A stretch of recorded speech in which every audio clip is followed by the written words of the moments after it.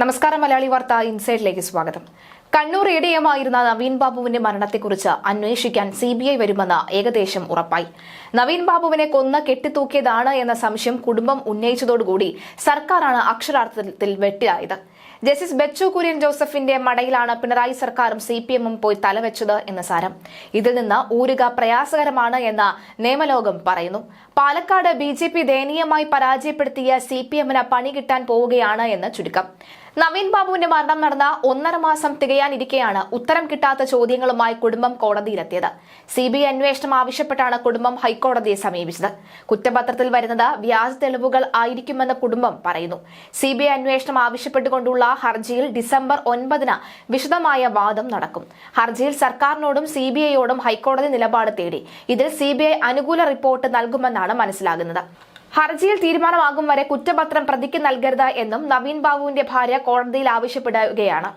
പ്രതി രാഷ്ട്രീയ സ്വാധീനമുള്ള വിവിധ പദവികളും ചുമതലകളും വഹിക്കുന്ന ആളുമാണ്.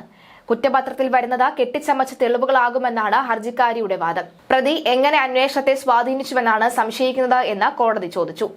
SIT അന്വേഷണം പേരിന് മാത്രമെന്നായിരുന്നു കുടുംബത്തിന്റെ വാദം. പ്രത്യേക അന്വേഷണ സംഘം പേരിന് മാത്രമാണ് എന്ന് കുടുംബം കോടതിയിൽ പറയുന്നു. CBI അന്വേഷണമോ അല്ലെങ്കിൽ ക്രൈംബ്രാഞ്ച് അന്വേഷണമെങ്കിലും വേണമെന്നാണ് കുടുംബത്തിന്റെ ആവശ്യം. മരണത്തിലേക്ക് നയിച്ച PP ദിവ്യയുടെ പ്രസംഗത്തിന് കാരണമായ കൈക്കൂലി ആരോപണം തൊട്ട് പ്രത്യേക അന്വേഷണ സംഘത്തിന്റെ മന്ദഗതി വരെ സംശയത്തിനിടയാക്കുകയാണ്. CPM-നെയും സർക്കാരിനെയും കുഴുക്കി കേസിൽ CBI അന്വേഷണം ആവശ്യപ്പെട്ടതോടുകൂടി നവീന്റെ കുടുംബത്തിലും പത്തനംതിട്ടയിലെ പാർട്ടിയിലും പുകയുന്ന പ്രതിഷേധം കൂടുകയാണ് മറനീക്കി പുറത്തുവന്നത്. പത്തനംതിട്ട CPM ഇപ്പോഴും നവീൻ കുടുംബത്തിനോടൊപ്പമാണ്. ഒക്ടോബർ 14-ന് കളക്ടറേറ്റിൽ ADM-ന് നടന്ന യാത്രയയപ്പ് യോഗത്തിലാണ് മുൻ ജില്ലാ പഞ്ചായത്ത് പ്രസിഡന്റും CPM മുൻ ജില്ലാ കമ്മിറ്റി അംഗവുമായ PP ദിവ്യ ക്ഷണിക്കാതെ എത്തിയതും അധിക്ഷേപ പ്രസംഗം നടത്തിയതും. പിറ്റേന്ന് 7-നാണ് ADM-നെ ക്വാർട്ടേഴ്സിൽ തൂങ്ങി മരിച്ച നിലയിൽ കണ്ടെത്തിയത്. ബന്ധുക്കളെ സാന്നിധ്യമില്ലാതെ ഇൻക്വസ്റ്റ് നടത്തിയതാണ് തുടക്കത്തിൽ വിവാദമായത്. ആത്മഹത്യക്കുറിപ്പിൽ ഉണ്ട് എന്നും അത് ഒളിപ്പിച്ചു വയ്ക്കുകയാണ് എന്നും പലരും ആവർത്തിച്ച വിമർശനം ഉന്നയിക്കുകയും ചെയ്തു. ബന്ധുക്കൾ എത്തും മുമ്പ് പോസ്റ്റ്മോർട്ടം പൂർത്തിയാക്കിയതും ചർച്ചയായി. ഇതിൽ നിന്നെല്ലാം സംഗതി കൊലപാതകമാണ് എന്ന് സംശയിക്കേണ്ടി വരും.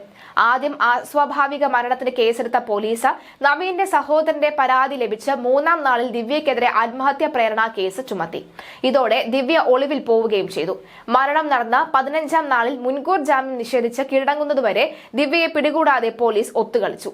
ദിവ്യയുടെ അധിക്ഷേപ പ്രസംഗത്തിന് കാരണമായി കൈക്കൂലി കഥയിൽ ഇനിയും വ്യക്തത വന്നിട്ടില്ല. ADM കൈക്കൂലി വാങ്ങിയെന്ന ഈ പമ്പുടമ TV പ്രശാന്തന്റെ പേരിൽ മുഖ്യമന്ത്രിക്ക് നൽകിയ കത്തിൽ അടിമുടി ദുരൂഹതയുമുണ്ട്. ഒപ്പിലും പേരിലും വരെ വൈരുദ്ധ്യം. എന്നിട്ടും അന്വേഷണം ആ വഴിക്ക് പോയില്ല. കൈക്കൂലി വാങ്ങിയതിന്റെ തെളിവൊന്നും ദിവ്യ ഹാജരാക്കിയതുമില്ല. പ്രശാന്തനെതിരെ കാര്യമായ അന്വേഷണവും നടന്നില്ല. പെട്രോൾ പമ്പ് ഇടപാടിൽ ബിനാമി എന്ന ആരോപണവും അന്വേഷിച്ചിട്ടില്ല. പമ്പിന് NOC നൽകിയതിന് ADM-ന് വീഴ്ചയുണ്ടായിട്ടില്ല എന്ന് റിപ്പോർട്ട് നൽകി കളക്ടർ പിന്നീട് മാറ്റി പറഞ്ഞു. ഒരു തെറ്റുപറ്റിയെന്ന് ADM പറഞ്ഞതായി ലാൻഡ് റവന്യൂ വകുപ്പ് ജോയിന്റ് കമ്മീഷണർക്ക് പോലീസിനും കളക്ടർ മൊഴി നൽകി. യാത്രയപ്പ് യോഗത്തിന് കളക്ടർ ക്ഷണിച്ചു എന്ന ദിവ്യയും ഇല്ലെന്ന കളക്ടറും നൽകിയ മൊഴികൾ വേറെയും. ഇതിനിടെ നവീൻ ബാബുവിന് ക്ലീൻ ചിറ്റ് നൽകിയ ലാൻഡ് റവന്യൂ കമ്മീഷണർ ഗീതയുടെ റിപ്പോർട്ട് വേറെയും ഉണ്ടായിരുന്നു. റവന്യൂ മന്ത്രിയുടെ പിന്തുണയാണ് ADM-ന്റെ കുടുംബത്തിന് ആകെയുള്ളത്. ഒക്ടോബർ 25-നാണ് ADM-ന്റെ മരണത്തിൽ പ്രത്യേക അന്വേഷണ സംഘത്തെ നിയമിക്കുന്നത്. അതുവരെ അന്വേഷിച്ച ടൗൺ പോലീസിനേക്കാൾ മന്ദഗതിയിലായി പിന്നീടുള്ള നീക്കങ്ങൾ. പോലീസിന്റെ മൊഴി പോലും എടുത്തിട്ടില്ല എന്ന് അഭിഭാഷകൻ കോടതിയിൽ പരാതിപ്പെട്ട ശേഷമാണ് ആ വഴിക്ക് അന്വേഷണ സംഘം ചിന്തിച്ചത് പോലും. ഈ നിലയ്ക്ക് പോയാൽ CBI അന്വേഷണം വേണ്ടിവരുമെന്ന് കുടുംബത്തിന്റെ അഭിഭാഷകർ തന്നെ സൂചിപ്പിച്ചിരുന്നു. കേസ് അന്വേഷിക്കാൻ ഹൈക്കോടതി പറഞ്ഞാൽ അന്വേഷിക്കാമെന്നായിരുന്നു CBI നിലപാട്. കാരണം നവീൻ ബാബുവിന്റെ പേരിലുള്ള ആരോപണങ്ങളും അന്വേഷിക്കുകയാണ് എങ്കിൽ CPM-നെ ഇല്ലാതാക്കാമെന്ന് BJP-ക്കും കേന്ദ്ര സർക്കാരിനും അറിയാം.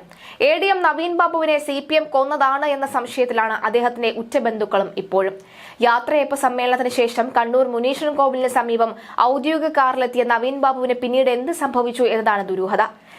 ഈ സാധാരണഗതിയിൽ തൂങ്ങി മരിച്ച നിലയിൽ കണ്ട മൃതദേഹം എന്ന് പറയാറുള്ള പോലീസ് നവീൻ ബാബു തൂങ്ങി മരിച്ചുവെന്ന സംശയത്തിന് ഇട നൽകാത്ത വിധത്തിൽ പറയുന്നതും ദുരൂഹത ഉണർത്തുന്നു.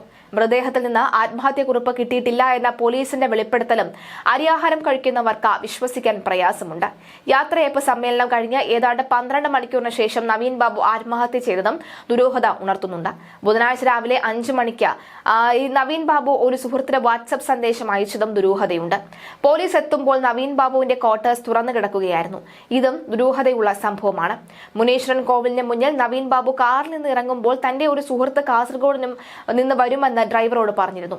ഇതാരാണെന്ന് ADM പറഞ്ഞിട്ടില്ല. ആദ്യം ഓഫീസിൽ നിന്ന് ഇറങ്ങിയ നവീൻ ബാബു കാറിന്റെ ലോങ് ബുക്ക് ഒപ്പിടാൻ തിരികെ വന്നിരുന്നു. എന്നിട്ടാണ് അവസാന യാത്ര തുടങ്ങിയത്. മുനീശ്വരൻ കോവിലിൽ നിന്നും നവീൻ ബാബു എങ്ങനെയാണ് ആ ക്വാർട്ടേഴ്സിലെത്തിയത് എന്നടക്കമുള്ള കാര്യങ്ങളും വീണ്ടും വീണ്ടും ആവർത്തിച്ച് ചോദിക്കുകയാണ്. ഇപ്പോൾ സാധാരണക്കാരായിട്ടുള്ള എല്ലാ മനുഷ്യർക്കും ഈ ഒരു കഥയൊക്കെ തന്നെ കാണാപ്പാടവുമാണ്. നവീന്റേത് കൊലപാതകമാണെങ്കിൽ അക്കാര്യം പുറത്തു വരേണ്ടതാണ്. എന്നാൽ പുറത്തു വരാത്ത തരത്തിൽ അടയ്ക്കുകയാണ് പോലീസ് ചെയ്യുന്നത്. നവീൻ ബാബുവിന്റെ വീട്ടുകാരെ പോലും ഇത്തരം ഒരു ആരോപണത്തിൽ നിന്നും പിൻവലിക്കാൻ ശ്രമം നടക്കുന്നുണ്ട്. നവീൻ ബാബുവിന് കാണിച്ചു തരാമെന്ന് പറഞ്ഞ ശേഷമാണ് ദിവ്യ മടങ്ങിയത്. ഇതെല്ലാം തെളിയണമെങ്കിൽ നവീന്റെ ഫോണും അദ്ദേഹം സഞ്ചരിച്ച വഴിയിലെ CCTV ദൃശ്യങ്ങളും കിട്ടണം. എന്നാൽ ഇതും തെളിയുക എളുപ്പമല്ല. കണ്ണൂർ ADM നവീൻ ബാബുവിനെ പള്ളിക്കുന്നിലെ വീട്ടിലാണ് തൂങ്ങി മരിച്ച നിലയിൽ കണ്ടെത്തിയത്. കണ്ണൂരിൽ നിന്നും സ്വന്തം നാടായ പത്തനംതിട്ടയിലേക്ക് ട്രാൻസ്ഫർ ലഭിച്ച ശേഷം പത്തനംതിട്ടയിലേക്ക് ട്രെയിനിൽ ജോലിക്ക് പോകേണ്ടതായിരുന്നു. എന്നാൽ രാവിലത്തെ ട്രെയിനിൽ കയറിയില്ല എന്ന് കണ്ട ബന്ധുക്കൾ കണ്ണൂരിൽ വിവരം അറിയിക്കുകയായിരുന്നു. താമസ സ്ഥലത്ത് പരിശോധിച്ചപ്പോഴാണ് വീട്ടിൽ തൂങ്ങി മരിച്ച നിലയിൽ അദ്ദേഹത്തെ കണ്ടെത്തിയത്. എന്തായാലും ഈ ഒരു വാർത്ത വലിയ രീതിയിൽ തന്നെയാണ് സംഭവ വികാസങ്ങൾക്ക് വഴിവെച്ചിട്ടുള്ളത്. ഇനിയും പല ചോദ്യങ്ങൾക്കും ഉത്തരം കിട്ടേണ്ടതുണ്ട്.